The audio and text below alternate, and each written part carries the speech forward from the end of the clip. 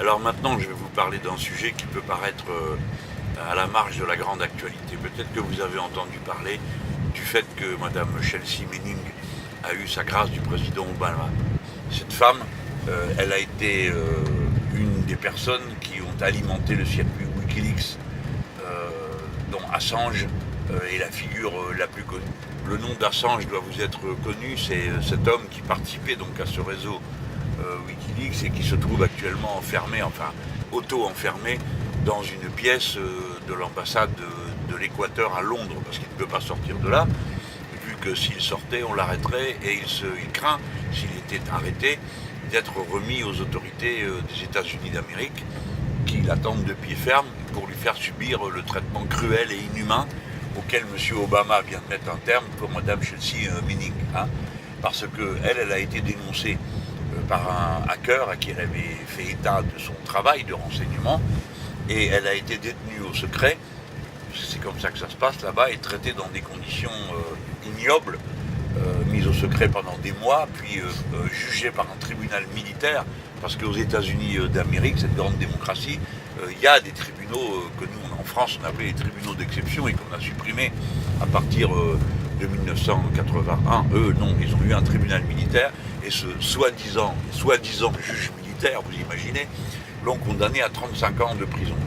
Et cette femme a été traitée d'une manière si dégradante et si inhumaine qu'elle a fait une tentative de suicide.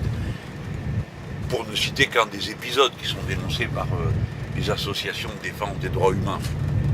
Parce que vous savez que parler des États-Unis d'Amérique et des mauvais traitements qu'ils font subir aux gens, ça évidemment, c'est pas politiquement correct.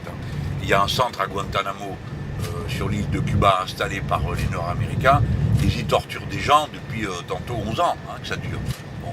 Et les méthodes de torture ont été validées par des votes et des décisions de l'État nord-américain. Alors, Madame Chelsea Manning a été tellement désespérée, tellement humiliée, tellement fracassée, qu'elle a fait une tentative de suicide. Et vous savez ce qu'ils ont décidé, les Nord-Américains, après sa tentative de suicide, de la punir en la collant au secret. Donc elle a fait une deuxième tentative de suicide.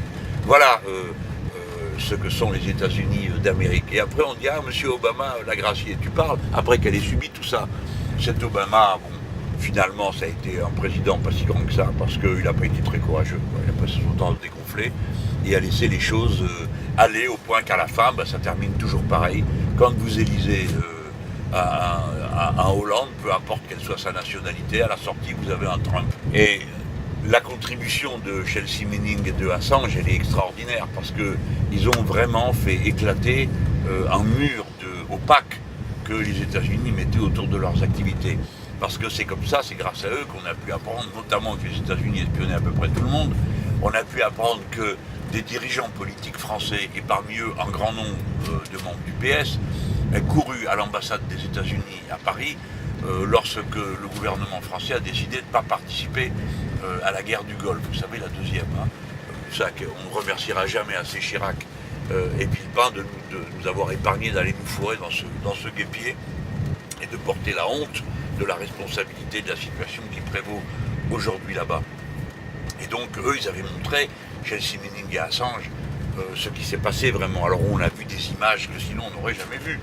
Par exemple, comment un avion détruit un groupe de civils qui ne présentait absolument aucune menace en Irak. Ou bien les divers bombardements sur des civils et les crimes de guerre, au fond, des États-Unis d'Amérique, qui en ont fait au moins aussi largement qu'à Alep, ce qui montre bien qu'il n'y a pas de guerre propre. Et je ne dis pas ça pour amoindrir la responsabilité de quelque guerre que ce soit. Simplement, moi, je ne choisis pas mes horreurs. Il n'y en a pas certaines que je trouve acceptables et d'autres inacceptables.